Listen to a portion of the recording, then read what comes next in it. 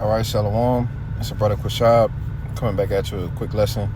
And before I get started, I want to give all praises, glory, and honors unto Yahweh, Bahashem, Yahweh Shai, Bahashem, Rachak Wadash, and Dabans to the apostles and the elders of Great Millstone, who taught me this truth and rule well, and peace, blessings, salutations be to the hopefully elect, as well as those that believe in the gospel, and may you endure to the end, Lord willing.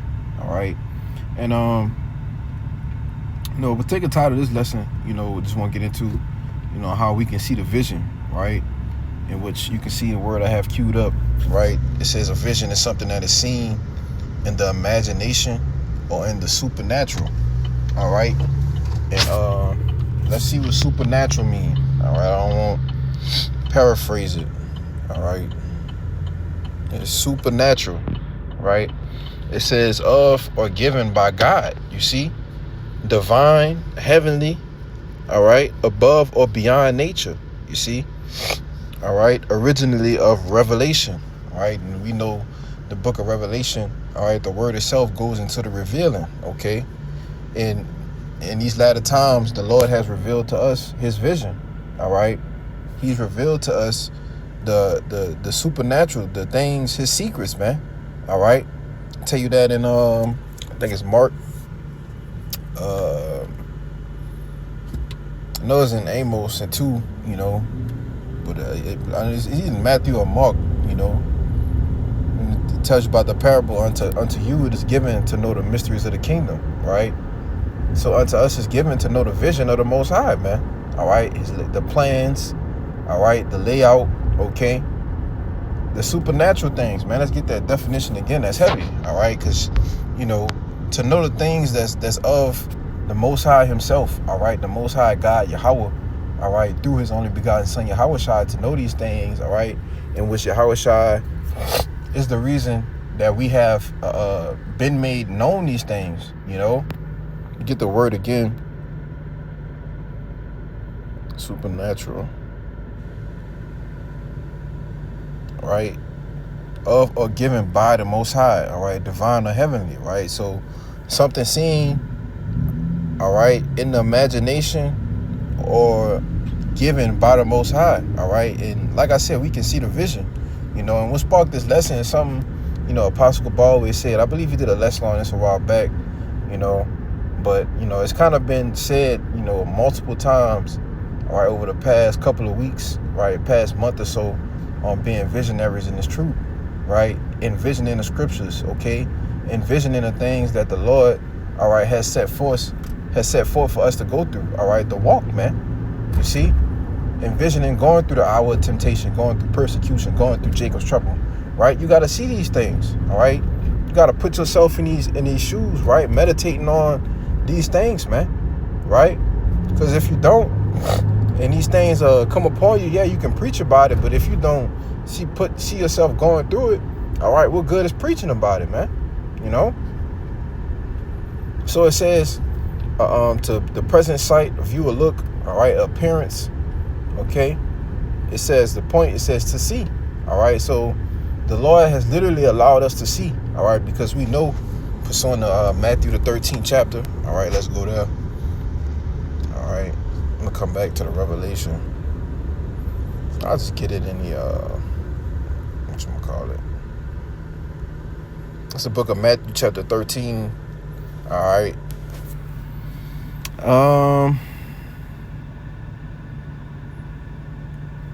I'll start at 13. All right. It says, therefore speak I to them in parables, because they see not, and hearing they hear not, neither do they understand. Right? Because ultimately, back then when Yahweh Shai was speaking in parables to confound, those who was listening to him, right? Those who the Lord didn't want to see the vision, all right, or hear the prophecies, you see? So this is why he spoke in parables, and that applies in these times now, When we speak, it's like we speaking in parables to, the average person who doesn't understand anything, in which, sometimes we'll forget, like, oh, this person, they clearly don't understand or know the scriptures, so you have to break it down to them in a different way, right? Like it says, verse 14, and in them is fulfilled the prophecy of Isaiah, which said, by hearing ye shall hear and shall not understand, and seeing ye shall see and shall not perceive, right? And to perceive something, all right, you actually have to look at it and understand what's going on, right? And mass majority of the people here in the United States of America, all right, also known as Babylon the Great, according to the scriptures, all right, people can't perceive what's going on, all right? They know something's wrong, you see, but they can't perceive it, all right? They can't understand it, man.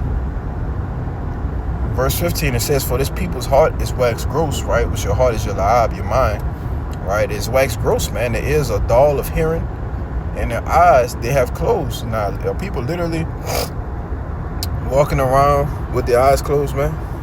No. All right, speaking metaphorically, all right? It's a parable, okay?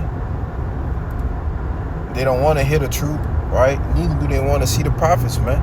All right? They act like they don't really see it. They can't really understand what's going on, you know? But ultimately, like it's getting ready to say it. I don't want to jump ahead of myself. It says, lest at any time they should see with their eyes and hear with their ears and should understand with their heart and should be converted and I shall heal them. You see, because that's what the Lord has done for us, man. All right? We started seeing with our eyes, but it's all through Yahushua coming in and supping with us and giving us that spiritual eye salve, all right, which we're gonna get into in Revelation 3 and 18, all right, to give us that anointing, all right, that unction to understand and know all things, man, you know, to actually have us convert, all right, back to, you know, our true nationalities, all right, calling ourselves Israelites again, you see. It says, and I shall heal them. Verse 16, it says, but blessed are your eyes, for they see, and your ears, for they hear. All right? So we're blessed because we can hear and understand the prophecies. All right? We can hear the words of Yahweh B'Shem Yahushua. All right? That's not a small thing, man. You know, to be able to hear the words of Yahweh B'Shem Yahushua, man. Because, like I said, mass majority of people, all right, in the United States, let alone the planet Earth, they cannot hear the words of Yahweh B'Shem Yahushua, right? They can't hear the prophets. Literally, they just keep walking, all right, past the camp, right? Scrolling down YouTube, they just keep scrolling. Even when they click on the video, oh, what is that? You know, they can't perceive, they can't understand it, man. But the Lord has allowed you, all right, you to understand the vision, man. That's why I said it's not a light thing, man. Right? But let me get this Revelation 3. All right, in 18 it says, I counsel thee to buy of me gold tried in the fire, that thou mayest be rich. All right, and we are that gold. All right, the Lord's men is the gold that's tried in the fire, man. All right, because he's what you do when you put like you know, we go into this all the time. All right, it's called a refining process. All right, what you do when you put gold in fire, you refine it, right? You bring it back to the pure state, man. All right, you're refining, taking the impurities, all right, taking away the dross. You see. So when you buy this type of gold, all right, it's worth what? It's worth more of value. That's why it says that thou mayest be rich. All right, and white raiment, which that white represents purity. That thou mayest be clothed, and that the shame of thy nakedness do not appear. All right, which goes into your sin, right?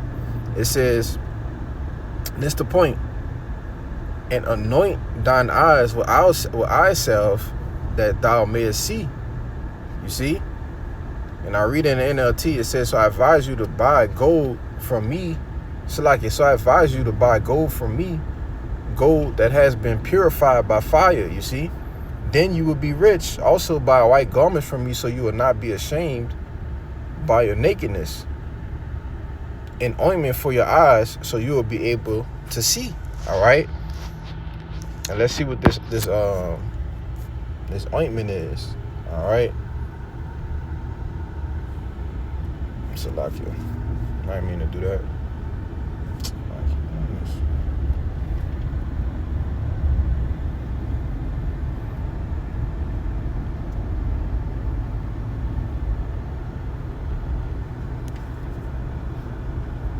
Alright, so this is the word anoint. Alright, it says to rub in.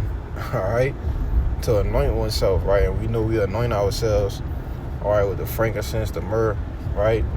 The oil, you see? Oh shit, Salakia. I didn't mean to go back that far. Alright, but now let's see what the word eye salve says, right? Strong's G 2854, it says a preparation composed of various materials and used as a remedy for tender eyelids. All right, it says a neuter, right? And drop down to the strong definition, a neuter of a presumed derivative, what does it say? A poultice, as made in the form of crackers, by analogy of plaster. All right, an eye salve. All right, and when you rub something on your if your eyelids are tender, right, and you rub something on there, what does that do? It makes it easier for you to open your eyes. It makes it easier for you to see. You see, and that's what the Lord has done with us, man. All right, He's anointed us. He's anointed our eyes, all right, that we may see the vision, right? And the vision of what?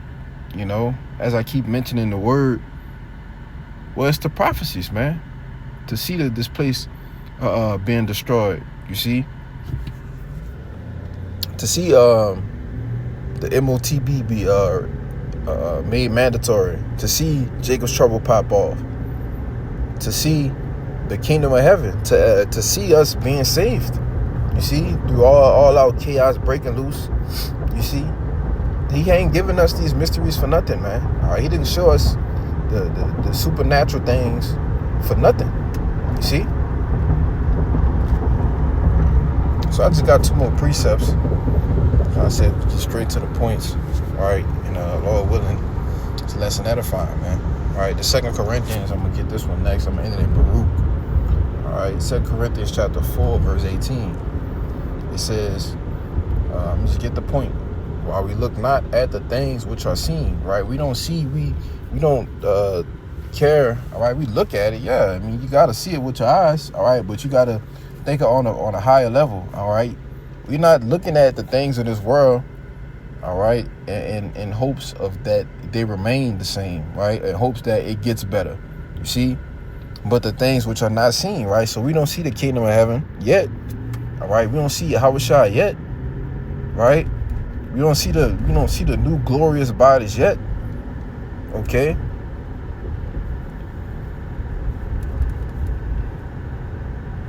But we know it's coming. It says, for the things which are seen are temporal, right? They're temporary things, the things that we see, the cars we drive, right? The clothes we wear, the garments we put on, the Bibles we have. It's temporal, man. Everything here is temporal. All right? It's temporary. See?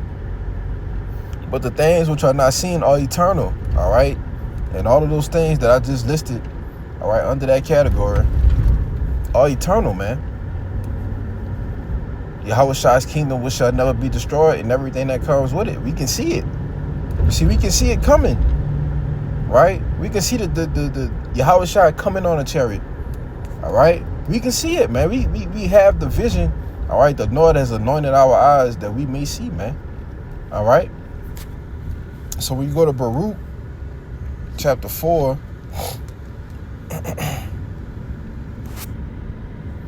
verse 2, it says, turn thee, O Jacob, and take hold of it. Walk in the presence of the light thereof, that thou mayest be illuminated. You see?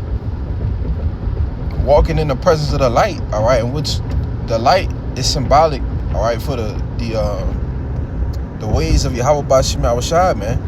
All right? Not the ways of this world, which is considered darkness, man. All right?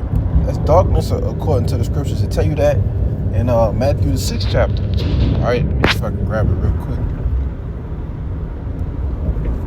When it tells you the light of the body is the eye. All right? Yeah, Matthew 6:22, it says the light of the body is the eye, right? So the Lord has anointed our eyes, so what? So that the light can dwell there. You see? For if thine eye be single, all right, focused, thy whole body shall be full of light. So it's heavy, man. All right. Well, you start, all right, which is your lab, all right. What's in your lab is your eyes, man. That's where you see things. You see? It says, but if thine eye be evil, thy whole body shall be full of darkness. All right. If therefore that the light is in thee be darkness, how great is that darkness? You know? Yeah. Yeah. So I read it again. It says, turn thee, O Jacob, and take hold of it, and walk in the presence of the light thereof, that thou mayest be illuminated, man. All right. When you illuminate something, you just completely light up. All right. It's lit. That's why I believe the correct term is the light bearers, man. All right. In which the prophets are the ones that bears the light. All right. They have the oil. All right. And their lamps don't never go out, man. You know. So that's pretty much the point of this lesson. All right. Like I said, I just wanted to get into a quick one. Just something I was kind of meditating on a couple of days ago, you know. So Lord willing, this lesson was edifying. And with that, I'm going to give all praises, glory, infinite honors unto Yahweh, Bahashem, Yahweh Shai, Bahashem, Chakodash. Until next time, I say shalom.